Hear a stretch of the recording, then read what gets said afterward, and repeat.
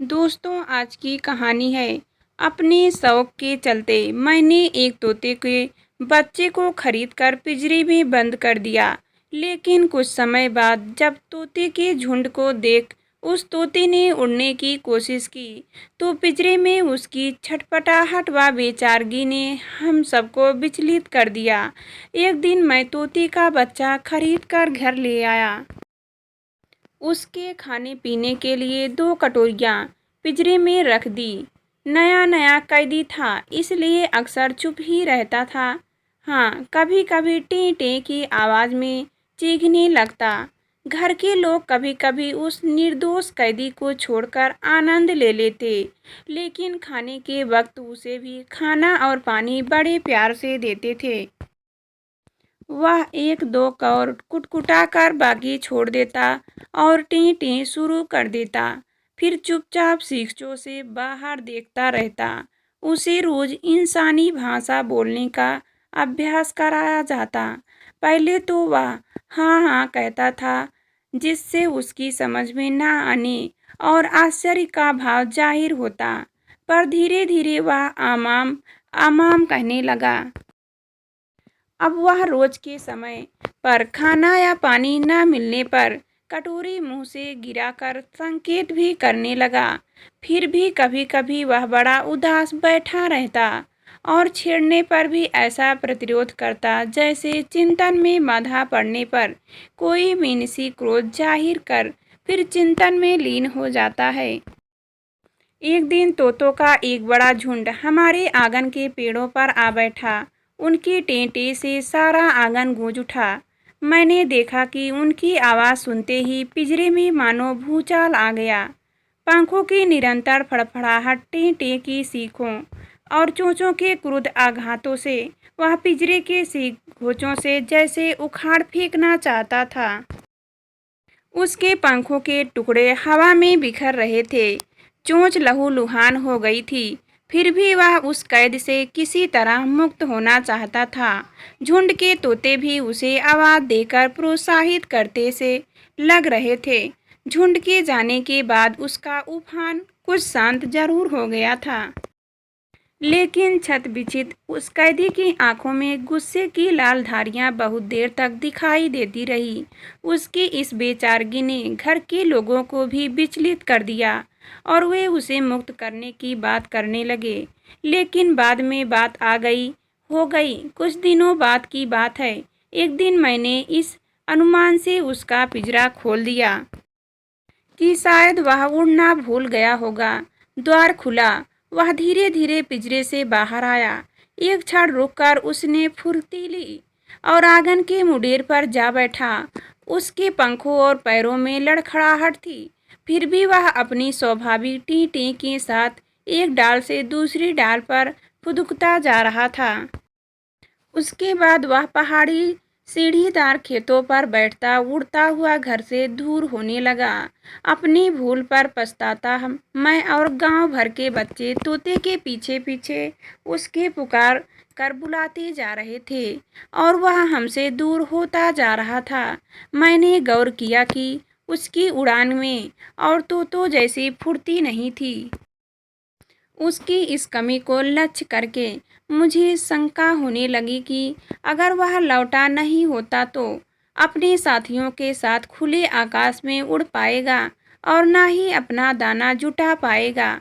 तोते को भी जैसे अपनी लड़खड़ाहट का एहसास हो चुका था, इसीलिए कुछ दूर जाने पर वह एक पेड़ की डाल पर बैठ ही रह गया और उसे पुकारते हुए मैं उसके पास पहुंचा तो उसने भी डरते झिझकते अपने आप को मेरे हवाले कर दिया।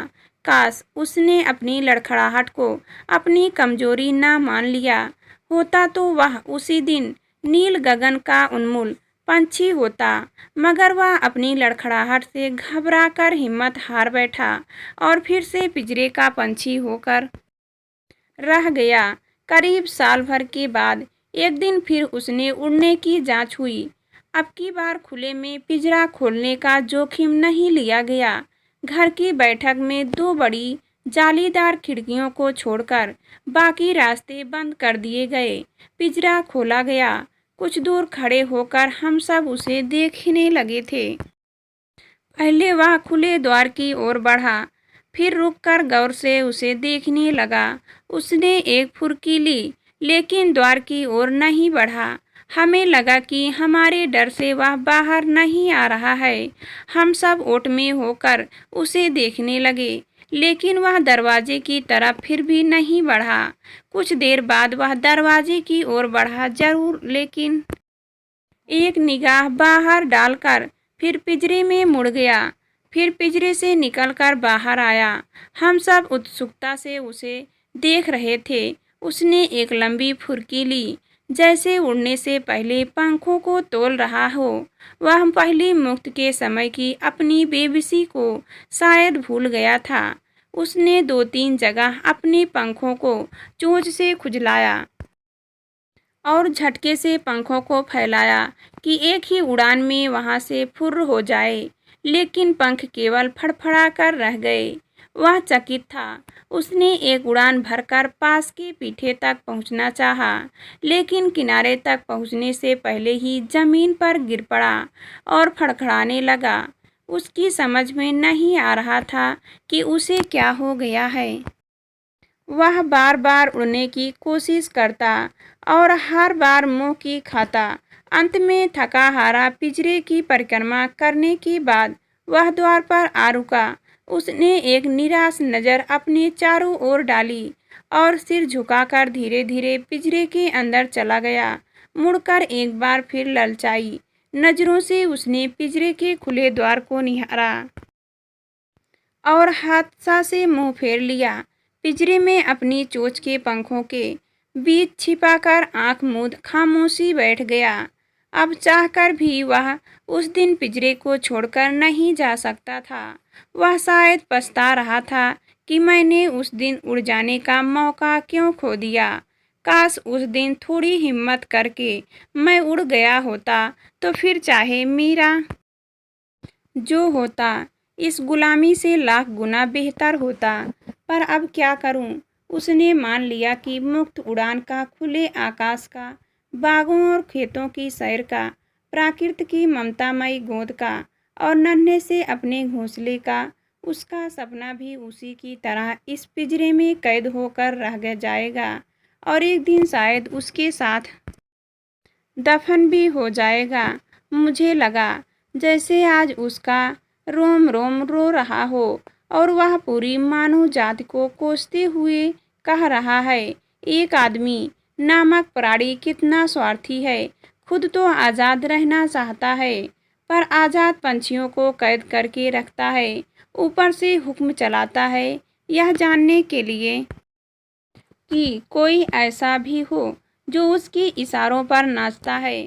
मुझे कैद कर दिया पिंजरे में, ऊपर से हुक्म देता है यह बोलो वह बोलो, बोल दिया तो सब आप कहेगा, लाल फल खाने को देगा, ना बोलो तो डांट पिलाएगा। मुझे नहीं सीखनी इंसान की भाषा।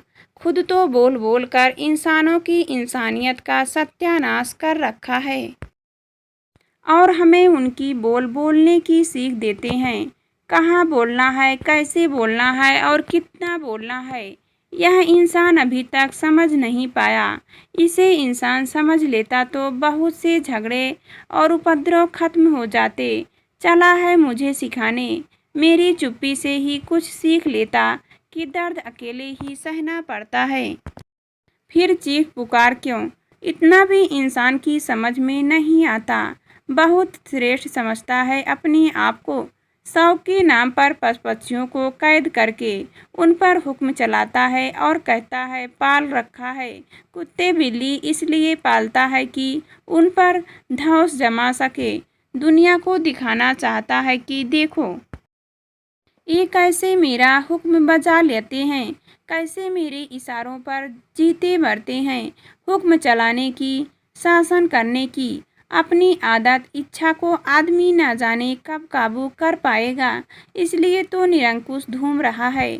सारी दृष्टि में इंसान मिलजुल कर क्या खाक रहेगा, जबकि इसे दूसरा कोई ऐसा चाहिए जिस पर यह हुक्म चलाए।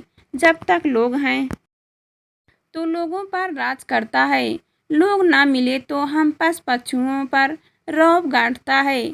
जब लोगों ने हुक्म मानने से यह कहते हुए मना कर दिया कि जैसे तुम वैसे हम, तो फिर तुम कौन होते हो हम पर राज जबानी करने वाले। तब सामत हम सीधे साधे पशु पक्षियों पर आई।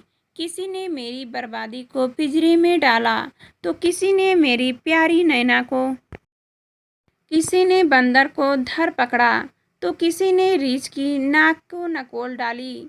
इंसान है कि हमें अपने इशारों पर नचाया जा रहा है। हमें नचाना है, हमारी मजबूरी है कि हम इंसान से कमज़ोर हैं।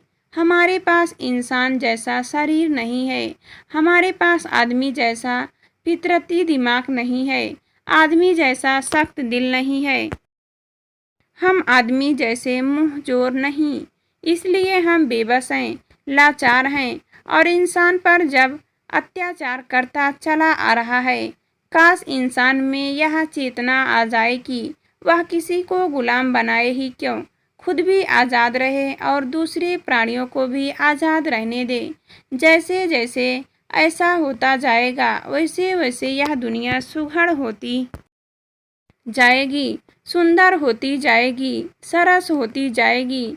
जब आदमी के ऊपर न तो किसी का शासन होगा और न ही आदमी किसी पर शासन करेगा, तब उसकी समझ में आएगा कि आज़ाद रहने और आज़ाद रहने देने का आनंद क्या है, बंद आकाश और खुले आकाश का अंतर क्या है। तब आदमी महसूस करेगा कि जब वह आम पशु पक्षियों को अपना गुलाम बनाता है तो हम पर और हमारे दिल पर क्या गुजरती है। तोते की टे टे की आवाज़ ने मेरी तंद्रा भंग कर दी। मैं झटके से उठा, खूंटी पर से तोते का पिंजरे उतारा और चल पड़ा झुरमुट वाले खेतों की ओर।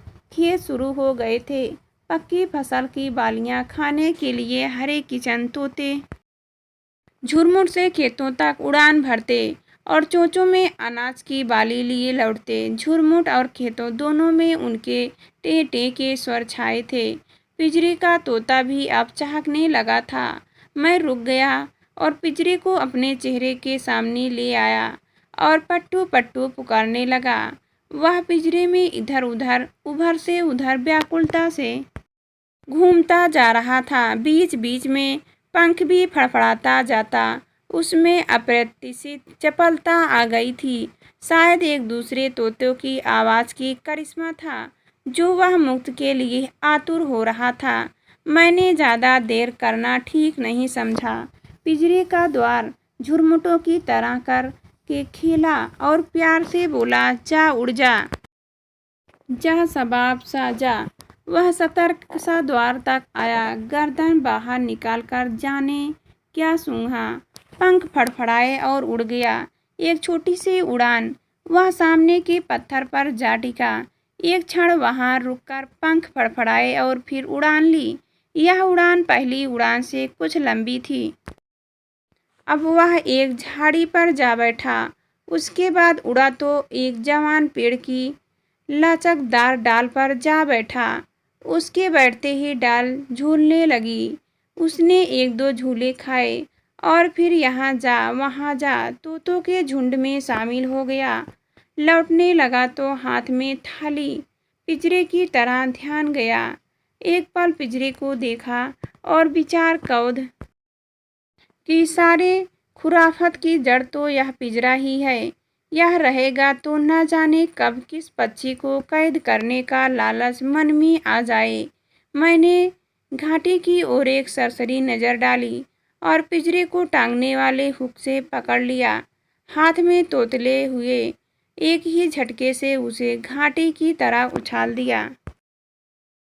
पहाड़ी ढलान पर शोर से लुढ़कता पिंजरा जल्दी ही मेरी आंखों से ओझल हो गया।